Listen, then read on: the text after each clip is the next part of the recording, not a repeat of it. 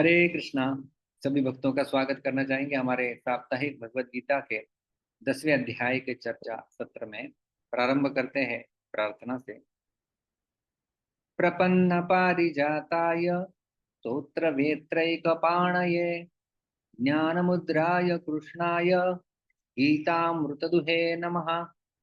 ओम ज्ञानतिमिरान्धस्य ज्ञानाञ्जनशलाकया चक्षुरुन्मीलितं येन तस्मै श्री गुरवे नमः। नमः ओम विष्णुपादाय कृष्णप्रेष्ठाय भूतले श्रीमते भक्तिवेदांत स्वामिन् इति नामिने। नमस्ते सारस्वते देवे गौरवाणी प्रचारिणे निर्विशेष शून्यवादी पाश्चात्य देशतारिणे। जय श्री कृष्ण चैतन्य प्रभु नित्यानंद श्री अद्वैत गदाधर श्रीवासदि गौर भक्तवृंद। हरे कृष्ण कृष्ण कृष्ण हरे हरे, हरे राम राम राम हरे हरे। हरे कृष्णा। तुम्हारे पिछले सत्र में हमने गीता का 10वां अध्याय जो है वो प्रारंभ किया था और हमने उसका सारांश रूप से अवलोकन किया था कि किस प्रकार से जो छंद होते हैं। तो जैसा हमने देखा था कि 8वें अध्याय में कुछ अलग छंद हमें देखने को मिलते हैं। वेदेषु यज्ञेषु तपःसु चैव दानेषु यत् पुण्य फलम प्रदिष्टम। तो अलग अलग छंद मिलते हैं। तो ये जो 10वां अध्याय है उसमें सारे के सारे श्लोक अनुष्टुप छंद में हैं और इसका हमने बर्ड्स आई व्यू देखा था। विहंगावलोकन किस प्रकार से पहले 7 श्लोकों में यह जानना कि कृष्ण दुर्बोध है और सभी के स्त्रोत है इसके बारे में चर्चा की गई है। 8 से 11 ये गीता का सार या चतुश्लोकी गीता इसे कहा जाता है। श्लोक 12 से 18 में अर्जुन स्वीकृति देते ही भगवान की श्रेष्ठ परम स्थिति को और विभूतियों को कहने के लिए प्रार्थना करते हैं। और 19 से 42 में भगवान अपने संपूर्ण विभूतियों का वर्णन अर्जुन को करते हैं। और हमने ये भी देखा था कि पिछले अध्याय के साथ इसका क्या संबंध है। तो 7वें अध्याय में भगवान अपने हृदय की बात बताई थी। ज्ञानम ते हम स विज्ञानम इदम वक्ष्याम्य शेषतः यज्ञात्वा नेह भूयोन्य ज्ञातव्यम अवशिष्यते।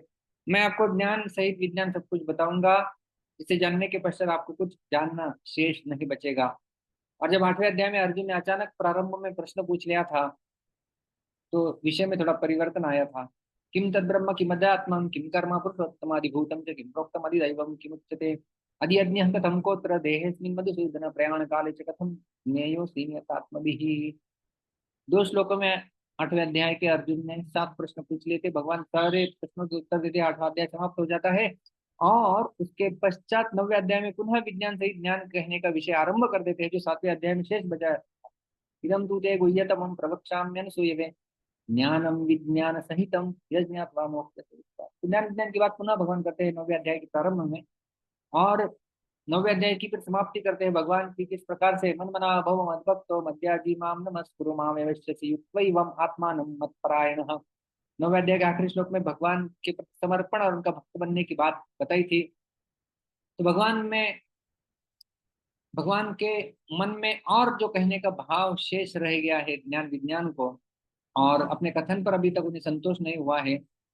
और अर्जुन के बिना पूछे ही भगवान 10वें अध्याय का विषय प्रारंभ करते हैं।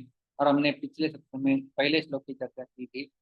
भूय एव महाबाहो शृणु मे परमं वचः यत्ते हम प्रीयमाणाय वक्ष्यामि हितकाम्यया।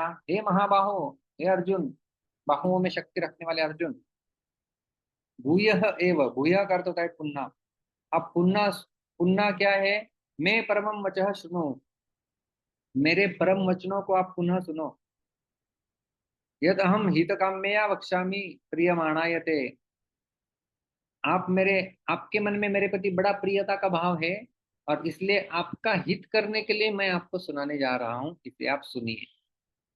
तो हमने विस्तार से चर्चा की थी कि किस प्रकार से भूय एव का अर्थ होता है पुनः। पुनः क्यों कह रहे भगवान? पहले कहाँ सुनाया है? तो पहले वास्तव में भगवान की विभूतियों के बारे में जब हम अधिक जान लेते हैं तो भगवान में प्रेम उत्पन्न हो सकता है हमारे हृदय में।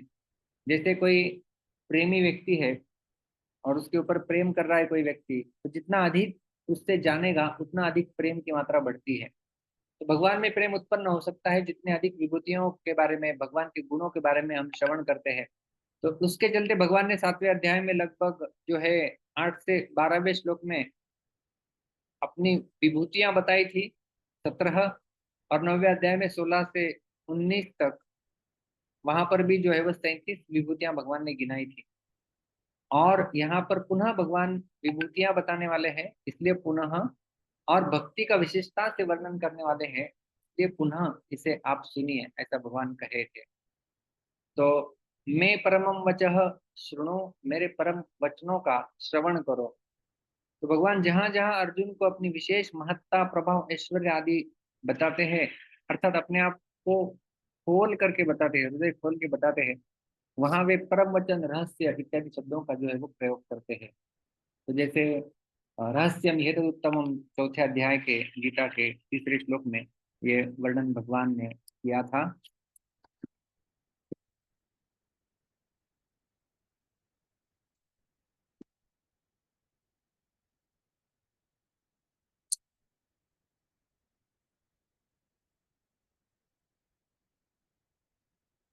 और जो है मेरे परम वचन सुनो, ये 18वें अध्याय में भी भगवान ने कहा था कि सर्वगुह्यतमं भूयः शृणु मे परमं वचः स्तोषि मे दृढ़मिति ततो वक्ष्यामि ते हितम्। यहाँ पर भी भगवान ने यह कहा था, वक्ष्यामि ते हितम्, आपके हित के लिए मैं बता रहा हूँ। और मेरे मैं परमं वचः शृणु, मेरे परम परम वचनों को सुनो आप। और इसके बाद भगवान क्या बताएंगे, मन मना बहुमत भक्तों 65वां श्लोक, और सर्वधर्मान परित्यज्य 66वां श्लोक। तो ये परम वचन भगवान जो है वो आगे बताएंगे। और श्रुतवा, सुनने के बारे में कहते हैं, श्रवण का महत्व ये 13वें अध्याय के 26वें श्लोक में भगवान बताए थे।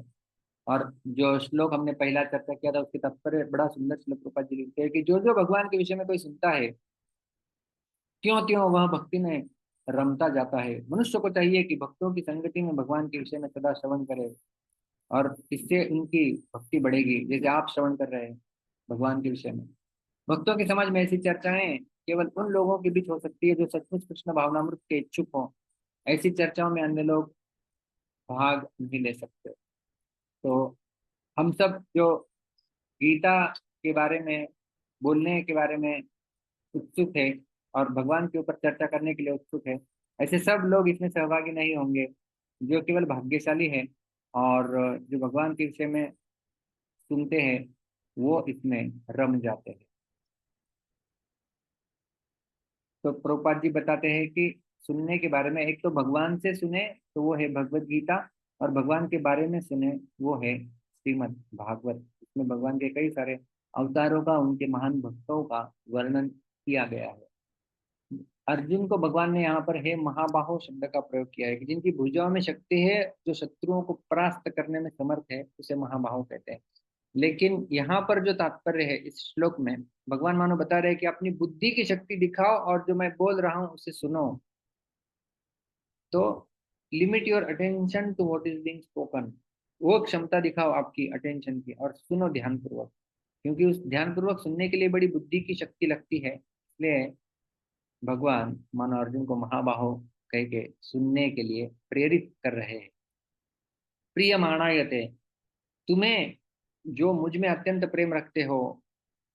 तो ये है अर्जुन का क्वालिफिकेशन, अर्जुन की पात्रता गीता को सुनने के लिए, क्योंकि अर्जुन के मन में भगवान श्री कृष्ण के प्रति गाढ़ा प्रेम था। और भगवान वो क्यों सुना रहे हैं, यत अहम हित काम्यया वक्ष्यामि। हित काम्यया का अर्थ होता है हित की कामना से, तुम्हारे हित के कामना से मैं कहूंगा, इसलिए तुम सुनो। तो हमने देखा था कि अर्जुन जो है वो हमारे साधारण जीव मात्र के प्रतिनिधि है और अपना हित चाहते हैं। जैसे दूसरे अध्याय के 7वें श्लोक में अर्जुन ने अपने हित के बारे में प्रश्न किया था, यह श्रेय निश्चितम ब्रूहि तन्मे शिष्यस्ते हम साधि माम काम पर। श्रेय चाहते हैं, श्रेयस्कर क्या है वो मुझे बताइए, अपना हित चाहते हैं। अतः भगवान उनके अर्थात जीव मात्र के हित के उद्देश्य से परम वचन कहते हैं। और परम कल्याण के सिवा जीव का अन्य कोई हित नहीं हो सकता। भगवान के वचन भी कल्याण करने वाले हैं और उनका उद्देश्य भी कल्याण करने का है। इसलिए भगवान की वाणी में जीव का विशेष कल्याण भरा हुआ है। जीव का जितना हित भगवान कर सकते हैं उतना दूसरा कोई नहीं कर सकता, क्योंकि जीव का हित चाह रहे हैं इसलिए भगवान बता रहे हैं। इसलिए गीता ये बड़ी विशेष पुस्तक है, बड़ा विशेष ग्रंथ है, क्योंकि भगवान से अधिक हित और कोई कर ही नहीं सकता। इसलिए भगवान स्वयं बताते हैं 5वें अध्याय में कि हृदयम सर्वभूतानाम, मैं जो हूँ वह सबके हृदय में स्थित हूँ और सुहृद हूँ सबका। तो सुहृद का चर्चा हमने किया था। श्रीधर स्वामी बताते हैं निरपेक्ष उपकारिणम, जो बिना किसी अपेक्षा के दूसरों का हित चाहता है वो है सुहृद। और हमने ये भी देखा था, क्योंकि गीता का में भगवान ने अर्जुन के हित से कहा है, तो हमने देखा कि एक बार महाभारत में अर्जुन एक बार ऐसे ही भगवान श्री कृष्ण से पूछते कि क्या आप मुझे गीता वापस सुना सकते हैं क्या। तो भगवान कहे कि न शक्यम, मुझे अभी शक्य नहीं है, क्योंकि उस समय जो मैंने गीता सुनाई थी योग युक्त न तन्मया, मैं योग युक्त हुआ था, अभी मैं दोबारा नहीं दोहरा सकता। तो ये योग युक्त क्या है भगवान का होना। तो सामान्य रूप से प्राणी मात्रा के भगवान सहृदय सबका हित करते हैं, और जब कोई व्याकुल होकर उनकी शरण में जब आ जाता है तब भगवान के हृदय में एक उसके हित का विशेष भाव प्रकट हो जाता है, वही भगवान का योग में स्थित होना है। जैसे बछड़े को सामने आते ही गाय के शरीर में रहने वाला दूध उसके थनों में आ जाता है, दैट इज हित। तो इसलिए हमने देखा था कि गीता का 7वां 9वां और ये 10वां अध्याय जो है वो हित करने वाले हैं ज्यादा करके, इसलिए हमने इनको जो है वो चुना हुआ है हमारे चर्चा सत्र में। तो प्रिय माणायते यत् अहम हित काम्यया वक्ष्यामि, तो सुनने वाला और बोलने वाला इन दोनों के गुण हमने देखे थे। सुनने वाला जो है वो वक्ता में श्रद्धा और प्रेम रखने वाला हो, और वक्ता के भीतर भी सुनने वालों के प्रति उनकी उनके ऊपर कृपा और उनका हित करने की अभिलाषा हो। उसके द्वारा कहा हुआ विषय जो है वो श्रोता के भीतर फिर अटल रूप से जमा जाता है। और हमने देखा था कि साधारणतः अहम ते प्रिय माणायते, ते मतलब तुमको, तो तुमको ये तुभ्यम का अ, जो है वो ऑप्शनल रूप है ते। तो अहम त्वाम वक्ष्यामि साधारणतया बोला जाना चाहिए, लेकिन भगवान यहाँ पर बोल रहे हैं अहम तुभ्यम वक्ष्यामि, द्वितीय का प्रयोग होना चाहिए, लेकिन चतुर्थी का प्रयोग करते हैं विभक्ति का भगवान। त्वाम की जगह तुभ्यम शब्द का प्रयोग है। इसका अर्थ है विश्वनाथ चक्रवर्ती ठाकुर बड़ा अपनी टीका में लिखते हैं कि अ, क्रियार्थोपपदस्ते च कर्मणि स्थानिनः, ये पाणिनि के सूत्र के अनुसार यहाँ पे सप्रेस्ड इन्फिनिटिव ऑफ पर्पस होता है, मतलब कुछ उद्देश्य छिपा हुआ है। मैं तुम्हें बता रहा हूँ, लेकिन किस उद्देश्य से बता रहा हूँ वो उद्देश्य के बारे में बताया जाता है कि आपको आश्चर्यचकित करने के लिए, आपको प्रभावित करने के लिए, आपको प्रसन्न करने के लिए, आपका बड़ा अच्छा हित करने के लिए मैं आपको जो है वो बोल रहा हूँ, ये वचनों को सुनो। तो ये हमने पहले श्लोक का जो है वो चर्चा किया था। तो इस प्रकार से पहले श्लोक में भगवान अर्जुन से विनती किए थे कि तुम मेरे वचन को फिर से सुनो, जिसे मैं तुम्हारे हित की कामना से कहूंगा, क्योंकि तुम मेरे अत्यंत प्रिय हो, या आप मेरे अंदर मुझ में प्रेम रखते हो। और जो परम वचन मैं तुम्हें बताने जा रहा हूँ वो परम वचन के विषय में मेरे सिवाय पूरा पूरा बताने वाला अन्य कोई नहीं मिल सकता।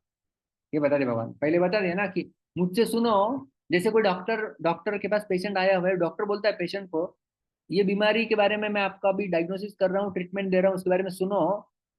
और मेरे से एक्सपर्ट आपको कोई डॉक्टर नहीं मिलने वाला है इसको सुनाने के लिए, क्योंकि जो भी बाहर डॉक्टर है वो सब मेरे से ही सीख के गए हुए हैं। तो उसी प्रकार से भगवान अभी बताते हैं कि जो मैं आपको सुनाने जा रहा हूँ वो मेरे सिवाय पूरा बताने वाला अन्य कोई नहीं मिल सकता। और उसका कारण क्या है वो भगवान जो है वो दूसरे श्लोक में बताते हैं। दूसरा श्लोक इस प्रकार से है, न मे विदुः सुरगणाः प्रभवं नाम हर्षयः, अहम आदिर्हि देवानां महर्षीणां च सर्वशः। तो हम पद विभाग देखते हैं श्लोक का। आप सारे मेरे पीछे श्लोक को दो दो बार दोहराएंगे। न न न न मे मैं मैं विदुः विदुः विदुः विदुः सुरगणाः सुरगणाः सुरगणाः सुरगणाः प्रभवं प्रभवं प्रभवं प्रभवं न न न न महर्षयः महर्षयः महर्षयः महर्षयः अहं अहम् अहं अहम् आदिः आदिः आदिः आदिः हि देवानां हि। हि। तो यहाँ पर संधि हो जाता है, विसर्ग रेफ में परिवर्तित हो जाता है। अहम आदिर्हि अहम् आदिर्हि देवानां देवानां देवानां देवानां महर्षिणां महर्षिणां महर्षिणां महर्षिणां च च च च सर्वशः सर्वशः सर्वशः। सर्वशः। संपूर्ण श्लोक एक एक पाठ के साथ। न मे विदुः सुरगणाः न मे विदुः सुरगणाः प्रभवं न महर्षयः प्रभवं न महर्षयः अहम् आदिर्हि देवानां अहम् आदिर्हि देवानां महर्षीणां च सर्वशः। महर्षीणां च सर्वशः। धन्यवाद प्रभु जी, धन्यवाद। श्री कृष्ण। और कोई है जो उच्चारण करना चाहेगा? ये रमैया मतलब तो मैंने नहीं। नीलेश, नीलेश प्रभु। हरे कृष्ण प्रभु। हरे हाँ, हरे कृष्ण। कृष्ण प्रभु जी। न हाँ। मे विदुः सुरगणाः न मे विदुसुरगणाः प्रभवं न महर्षयः प्रभवं वं न महर्षः अहम् आदिर्हि देवानां अहम् आदिर्हि देवानां महर्षीणां च सर्वशः। महर्षीणां च सर्वशः। उत्तम, धन्यवाद।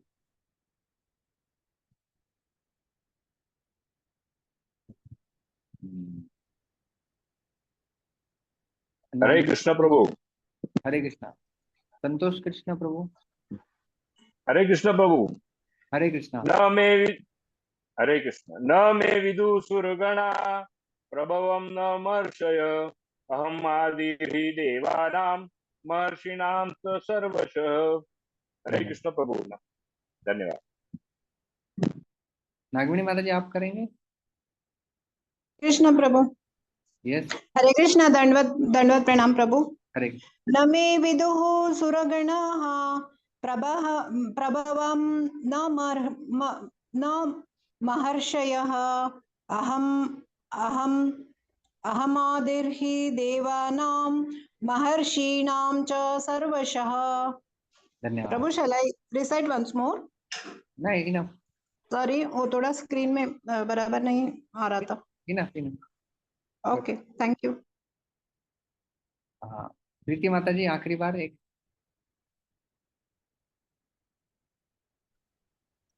न मे विदुसुरगणः प्रभवं न महर्षया अहम् आदिः देवानां महर्षिणां च सर्वशः। धन्यवाद। हरे कृष्ण प्रभु जी। हरे गौरांगी। कृष्णा प्रभु जी, पंकज। दंडवत प्रणाम। हरे कृष्णा। गौरांगी नासिक में है प्रभु जी। अच्छा, ओके, बोलिए आप। न मे विदुः सुरगणाः प्रभवं न महर्षयः अहम् आदिर्हि देवानां महर्षिणां च सर्वशः। उत्तम, धन्यवाद। हरे कृष्णा, हरि बोल। हरे। तो देखते हैं इस श्लोक का अन्वय किस प्रकार से। बड़ा आसान महत्वपूर्ण श्लोक है। तो भगवान बताते हैं, मैं प्रभवम, मेरा जो है वो आविर्भूत होना, मेरा प्रकट होना। प्रभवम, भव भव समझते हैं ना, भव मतलब बनना, होना। हम बोल आशीर्वाद देते हैं ना किसी को, अ, सु, सुखी भव या चिरायु भव, मतलब आप चिरायु बनो। उसी प्रकार से भगवान का प्रभवम का अर्थ होता है कि भगवान कहते हैं कि मेरा जन्म या मेरा अस्तित्व, मेरा, उसके बारे में न सुरगणा विदुः, सुरगण यानी देवतागण, न तो देवतागण जानते हैं, न महर्षयः विदुः, महर्षिगण भी नहीं जानते हैं। अच्छा, इसका कारण क्या है?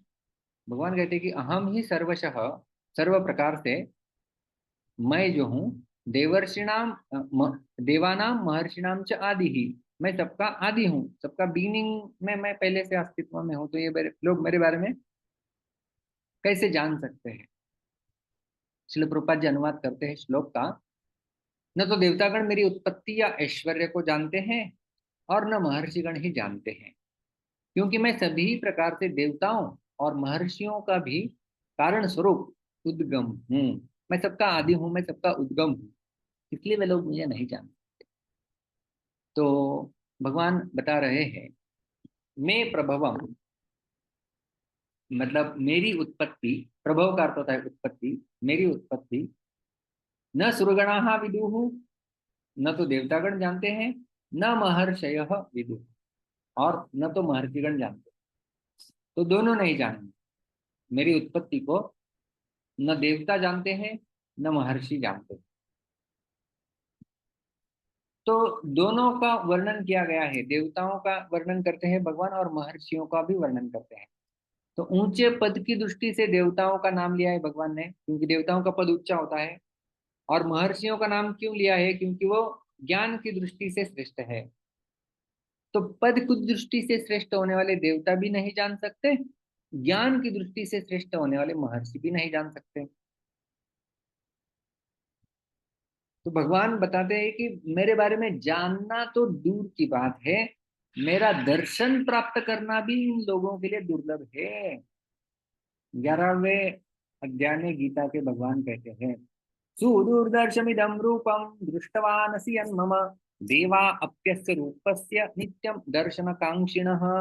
कि भगवान कहते हैं कि देवता भी सुदूरदर्शमिदं रूपम, ये जो मेरा रूप है, अभी मैं द्विभुज रूप में आपके सामने हूँ। विश्वरूप दर्शन करने के पश्चात भगवान ने चतुर्भुज रूप दिखाया, चतुर्भुज के पश्चात वापस द्विभुज रूप दिखाया, और भगवान बताते कि ये जो द्विभुज रूप मैं तुम्हें दिखा रहा हूँ, देवा अप्यस्त रूपस्य नित्यम देवता भी इस रूप का दर्शन करने के लिए नित्यम दर्शन कांक्षिण, दर्शन की अभिलाषा रखते हैं, ये ऐसा रूप है। तो देवताओं को मेरा दर्शन भी बड़ा दुर्लभ होता है। और हम लोग देखते हैं श्रीमद् भागवत इत्यादि ग्रंथों में वर्णन आता है कि जब देवता वो संकटकालीन परिस्थिति में कहाँ जाते हैं, तो वो भगवान विष्णु की शरण ग्रहण कर लेते हैं। जैसे श्रीमद् भागवत के छठे स्कंद में वर्णन आता है, जब वृत्रासुर ने बड़ा हाहाकार मचा दिया था देवताओं के साम्राज्य में, तो उस समय सारे देवता क्षीरोदक्षाई विष्णु के पास क्षीर सागर में चले जाते हैं। तो ऐसा बताया जाता है कि वो क्षीर सागर के ऊपर केवल बोल के प्रार्थनाओं को गाते हैं, और उन्हें केवल भगवान की ध्वनि प्रथम सुनाई देती है, भगवान का दर्शन भी नहीं होता। और उसके पश्चात फिर भगवान उनके हृदय में प्रकट होकर थोड़ा सा दर्शन दे देते हैं, कुछ बोलते हैं, चले जाते हैं। तो इतने बड़े बड़े देवता, फिर इंद्र, ब्रह्मा, चंद्र, वरुण इत्यादि, ये सब लोग जो है वो भगवान को देखना भी बड़ा मुश्किल है इन लोगों के लिए, तो जानना तो दूर की बात है। इसलिए भगवान कहते हैं कि ये लोग मुझे नहीं जान सकते। और जैसे हमने देखा, यदि आप देखेंगे श्रीमद् भागवत में दशम स्कंद में एक लीला आती है बड़ी सुंदर, ब्रह्म विमोहन लीला। हम ब्रह्मा जी का उदाहरण क्यों देख रहे हैं? सुरगणा में सबसे टॉप भगवान भी जब उदाहरण देते हैं ना, तो ब्रह्मा जी का देते हैं। आ ब्रह्म भुवन आलोका पुनरावर्तिन अर्जुन, 8वें अध्याय के 16वें श्लोक में हमने देखा था कि इस भौतिक संसार में, इस भौतिक जगत में सारे लोग पुनरावर्ती है, और बताने के लिए भगवान टॉप मोस्ट एग्जाम्पल यूज करते हैं ब्रह्मा का। आ ब्रह्म भुवन आलोका, ब्रह्मलोक पर्यंत सब कुछ टेम्पररी है, ऐसा बताते हैं भगवान। तो ये ब्रह्मा जी जब भगवान श्री कृष्ण अपनी लीलाओं को इस भौम वृंदावन में कर रहे थे, उस समय अचंभित हो गए ब्रह्मा जी, ये ऐसा कैसे लीलाएं कर रहा है, ये छोटा सा बालक, ये कैसे पूर्ण पुरुषोत्तम हो सकता है। तो वो बछड़े उछड़े इत्यादि सब चुरा लेते हैं, गोपों को चुरा के लेके जाते हैं। और फिर उसके पश्चात जब भगवान अपनी लीला प्रकट करते हैं, अपने विस्तारित रूपों को वहां पर प्रकट करते हैं, भगवान ने बछड़ों का रूप धारण कर लिया, भगवान ने बालकों का रूप धारण कर लिया, गोपालों का। और 1 वर्ष ऐसा पूरा बीत गया, पृथ्वी का 1 वर्ष। तो ब्रह्मा जी वहां पर वो समझ में आ जाता है कि अरे ये मैंने क्या किया, मैंने तो गड़बड़ कर दी, मैंने तो अपराध कर दिया। और फिर वो ब्रह्मा भगवान के सामने नतमस्तक होकर झुक के प्रार्थना करते हैं कि भगवान क्षमा करो, गलती हो गई। और उसमें वो कहते हैं, एक बड़ी सुंदर प्रार्थना है ब्रह्मा जी की दशम स्कंद में 14वें अध्याय में, जानन्त एव जानन्तु किं बहुक्त्या न मे प्रभो मनसो वपुषो वाचो वैभवम तव गोचरः। वो कहते हैं ब्रह्मा जी, देखिए ब्रह्मा जी प्रार्थना कर रहे हैं और भगवान श्री कृष्ण को अपने चारों सर शरणागत करके हुए भगवान के चरणों में वो प्रार्थना करते हैं। जानंद एवं जानंतु किम बहुक्त्या न मे प्रभु, कि हे प्रभु, कुछ लोग बोलते हैं कि मैं भगवान को जानता हूँ तो उन्हें कहने दो ऐसा वो जानते हैं करके, लेकिन मेरे बारे में क्या, मेरा मत क्या है, मनसो वपुषो वासो वैभवम तव गोचर न, मैं, मेरे लिए, मेरे मन से, मेरे शरीर से और मेरे वाणी से मैं आपके वैभव को समझ नहीं सकता।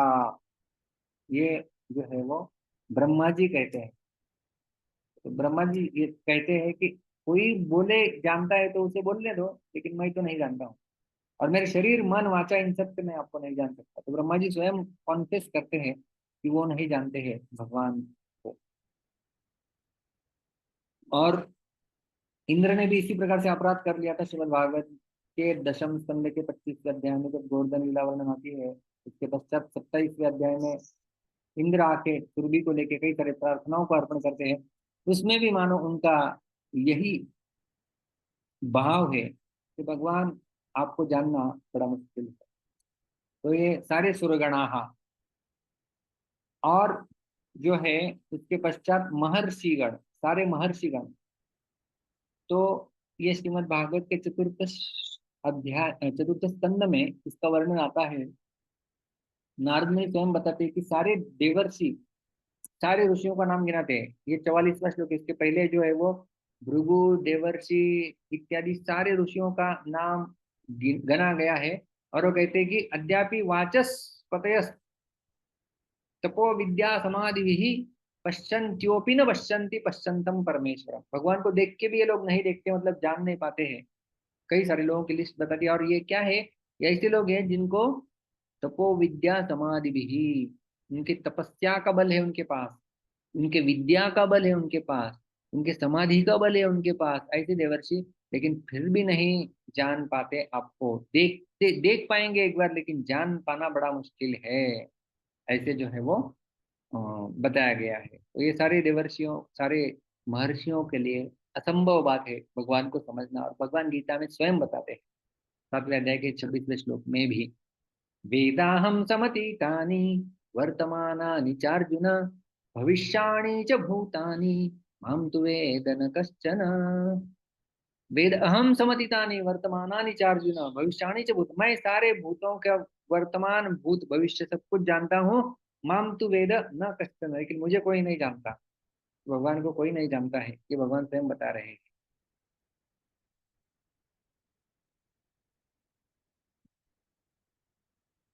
और इसमें विश्वनाथ चक्रवर्ती ठाकुर बड़ा सुंदर मुद्दा उपस्थित करते हैं क्वेश्चन आंसर के रूप में। तो भगवान बोले कि ये दोनों नहीं जानते, भगवान बोले कि ये देवता नहीं जानते मुझे, न मैं विदु सुरगणा, सुरगणा नहीं जानते, देवता नहीं जानते। अर्जुन बोले ठीक है, ये देवताओं के अंदर इंद्रिय तृप्ति, इंद्रिय भोग की इच्छा होती है, कंट्रोलरशिप की इच्छा होती है, इसलिए ये लोग नहीं जानते, मान गया। लेकिन महर्षि वो तो तपस्वी होते हैं, इंद्रिय भोग की अभिलाषा नहीं होती है, ज्ञानी होते हैं, उन्होंने तो जानना चाहिए। भगवान बताते हैं कि इसलिए अगली पंक्ति में क्या बताते हैं कि वो भी नहीं जानते, क्योंकि अहम ही सर्वशः देवाना महर्षिणाम च आदि ही। सर्वशः का अर्थ होता है सब प्रकार से, देवता और महर्षियों का मैं आदि कारण हूँ।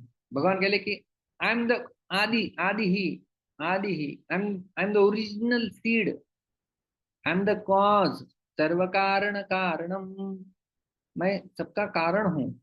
ये भगवान जो है वो बताते हैं। तो उनमें, यानी उन देवर्षियों में, ऋषियों में, महर्षियों में जो कुछ बुद्धि है, शक्ति है, सामर्थ्य है, पद है, प्रभाव है, उनकी महत्ता है, वे सब उन्होंने जो है वो मुझसे ही प्राप्त की है। अतः मुझसे प्राप्त किए हुए प्रभाव, शक्ति, सामर्थ्य आदि से वे मुझे पूरे के पूरा कैसे जान सकते हैं, अर्थात नहीं जान सकते। भगवान यहाँ पर बता रहे हैं कि इन महर्षियों की, उनका जैसा हमने पिछले श्लोक में देखा कि बुद्धि का सामर्थ्य है, तप का सामर्थ्य है, ऊंचा पद भी है, प्रभाव है, समाधि है, तो इन सब के सामर्थ्य होने के बाद भी वे भगवान को ठीक से नहीं जान सकते, क्योंकि भगवान को जानने के लिए ये तो पात्रता है ही नहीं। किस प्रकार से जाना जा सकता है भगवान को, कोई बताएगा?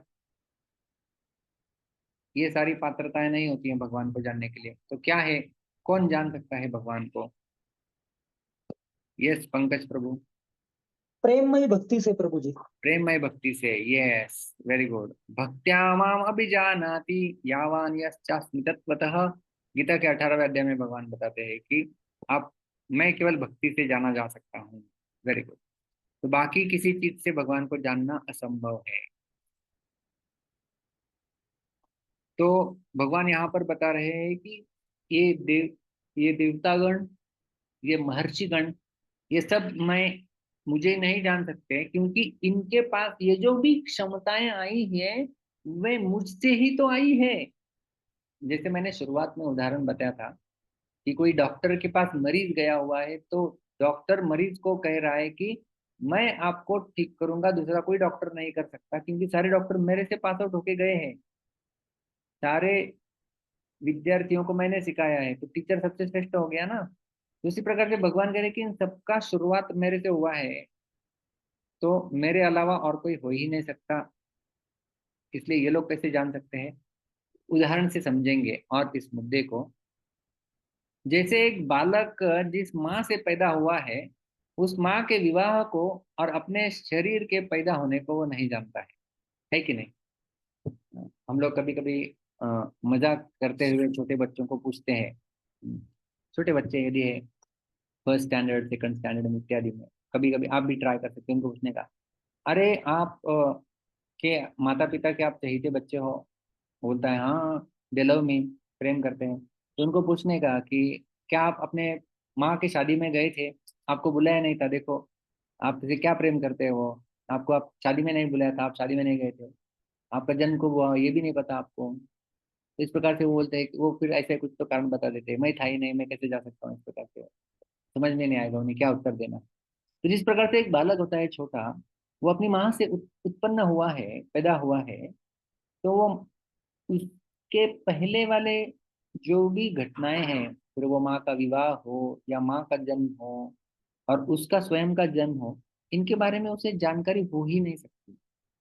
और उसी प्रकार से सारे देवता, सारे महर्षि जो है वो भगवान से आए। जैसे भगवान बताते हैं ना, ममई वांशो जीव लोके जीवभूत सनातन, 15वें अध्याय के 7वें श्लोक में सारे अंश है भगवान के।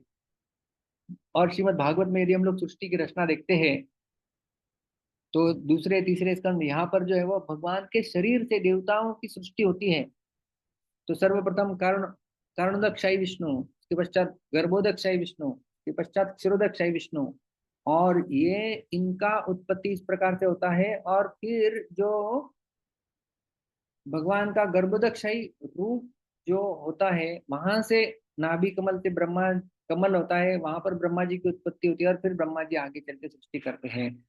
तो सबकी निर्मिति, सबकी सृष्टि जो है वो भगवान के बाद होती है। इसलिए कहा जाता है नारायणो पराव्यक्ता, नारायण जो है वो सबके अस्तित्व आने से पहले से अस्तित्व में है, इसलिए उन्हें अनादि कहा जाता है, जो कि ब्रह्मा जी स्वयं कंफर्म करते हैं ब्रह्म संहिता में। ईश्वर परमः कृष्ण सच्चिदानंद विग्रह अनादिरादिर गोविंद सर्व कारण कारणम। तो अनादिर आदिर गोविंद, अनादि, जिनका कोई आदि नहीं है, वो स्वयं क्या है? आदि, आदि ही, यहाँ पर भी है आदि ही। ऐसे गोविंद जो कौन है? सर्व कारण कारण, जितने सारे कारण है इस भौतिक संसार में, निमित्त कारण, उपादान कारण, ये कारण, वो कारण, सारे कारणों के कारण सर्वश्रेष्ठ कारण, परम कारण, इसलिए परमः कृष्ण। तो ये परम कारण है भगवान। तो उनसे ही सब कुछ आता है। तो जैसे बच्चा माँ से आता है तो वो माँ के विवाह को नहीं जान सकता, उसी प्रकार से भगवान के प्रभाव को, भगवान की उत्पत्ति को ये देवता और महर्षि नहीं जान सकते। तो इस प्रकार से हमने आज के श्लोक में हम देख रहे हैं, हमने सर्वप्रथम पहला श्लोक देखा कि जिसमें भगवान बता रहे हैं कि पुनः सुनो, भूय एव महाबाहो शृणु मे परमं वचः, यत्ते हम प्रियमाणाय वक्ष्यामि हितकाम्यया। आपके हित के लिए मैं बता रहा हूँ, इन वचनों को पूरा सुनो। और अर्जुन का अटेंशन कैप्चर करने के लिए कि ये जो मैं बताने जा रहा हूँ ये और कोई नहीं बता सकता, क्योंकि न मे विदु सुरगणाः प्रभवं न महर्षयः हम आदिर्हि देवानां महर्षीणां च सर्वशः। ये सुरगण मैं प्रभवम, मेरा जो अस्तित्व है, मेरा उत्पत्ति प्राकट्य है, न सुरगणाः विदुः न महर्षयः विदुः, न तो देवतागण समझ सकते हैं न महर्षिगण समझ सकते हैं। पद के विभाग से देवता श्रेष्ठ है, पद के दृष्टिकोण से, और ज्ञान के दृष्टिकोण से महर्षि सर्वश्रेष्ठ है। तो न तो पद की श्रेष्ठता से न ज्ञान की श्रेष्ठता से कोई मुझे जान सकता है, ये भगवान बता रहे हैं। और किस प्रकार से हमने देखा कि सुरगुणों में श्रेष्ठ यदि हम लोग देखें इंद्र, तो इंद्र भी भ्रमित हो गए थे और इंद्र ने भगवान के प्रति अपराध कर दिया था, वो नहीं जान पाए। ब्रह्मा जी स्वयं ब्रह्म विमन लीला वो हुई, जिसमें वो स्वयं कहते हैं कि कोई कहता है कि मैं जानता हूँ भगवान को, तो उसे ऐसा बोलने दो, जानंत एव जानन्तु किम भोक्त्या न मे प्रभो मनसो वचसो वाचो वैभवम तव गोचर। मैं आपको नहीं जानता हूँ मेरे वपु वाणी बुद्धि इत्यादि से। तो भगवान को इन सारे गुणों से नहीं जाना जाता। भगवान को जानना है तो केवल और केवल वही ब्रह्मा जी, आगे प्रार्थना में कहते हैं, अथापि ते देव पदाम्बुज द्वय प्रसाद लेशानुग्रहीत एव हि जानाति तत्वं भगवन् महिम्नो न चान्य एकोऽपि चिरन विचिन्वन। कई अनंत काल तक चिंतन करते रहे तो भी भगवान को नहीं जानेगा, लेकिन कौन जान सकता है? अथापि ते देव पदाम्बुज द्वय प्रसाद लेशानुग्रहीत एव हि, जिनके ऊपर प्रसाद प्राप्त हुआ है। कौन सा प्रसाद? आपकी कृपा जिस व्यक्ति के ऊपर हुई है वही व्यक्ति आपको जान सकता है, हे भगवान, ऐसे ब्रह्मा जी कहते हैं। ब्रह्मा जी को केवल भक्ति के माध्यम से या ब्रह्मा जी को केवल भगवान की कृपा यदि होती है तो ही हम जान सकते हैं। और भगवान कहते हैं कि ये दो लोग क्यों नहीं जान सकते? सुरगणा देवता, अर्जुन के मन में प्रश्न उपस्थित हो गया, ठीक है देवता नहीं जान सकते इसके कारण, इंद्रिय भोग करते हैं इसके कारण, लेकिन महर्षि तो जानना चाहिए। लेकिन भगवान बोलते हैं दोनों नहीं जान सकते, क्योंकि दोनों जो है उनके आदि मैं हूँ। अहम ही सर्वशः, सर्व प्रकार से देवाना महर्षि नाम च आदि, मैं आदि हूँ। जैसे अनादिरादिर गोविंद सर्व कारण कारणम, भगवान जो है वो सबके आदि है। और मैंने वो रेफरेंसेस नहीं लिए जो कि अभी और आगे आने वाले हैं। जैसे 10वें अध्याय के 8वें श्लोक में भगवान किसी मुद्दे को गहराई में बताने वाले हैं कि अहम सर्वस्य प्रभवो मत्तः सर्वं प्रवर्तते इति मत्वा भजन्ते मां मूढ़ा भावः। चतुश्लोकी का पहला श्लोक जो है वो 8वां श्लोक 10वें अध्याय का भगवान बताते हैं जिसमें कि अहम सर्वस्य प्रभवो, मैं सबका उत्पत्ति स्थान हूँ। मत्तः सर्वं प्रवर्तते, सब कुछ मुझसे ही तो आता है। तो देवता महर्षि ये सब भगवान से ही आए हैं एक दृष्टिकोण से। तो वो कैसे जान सकते हैं? जैसे मैं उदाहरण के रूप में देखा, छोटा बच्चा जो अपनी माँ के साथ रहता है वो अपनी माँ के विवाह को, उसके जन्म को नहीं जान सकता। उसी प्रकार से भगवान सबके आदि में अवस्थित है, स्थित है, इसलिए उन्हें कोई नहीं जान सकता। लेकिन भगवान कहेंगे कि जो मुझे इस प्रकार से जान लेगा उसका फल क्या होगा, कैसे जानना है वो तो बाद में देखेंगे। लेकिन जो जान लेगा उसका फल क्या होगा ये भगवान तीसरे श्लोक में बताएंगे, जिसकी चर्चा हम हमारे अगले सत्र में करेंगे। बहुत बहुत धन्यवाद। हरे कृष्ण। ग्रंथराज श्रीमद् भगवद गीता की जय। श्री प्रभुपाद की जय।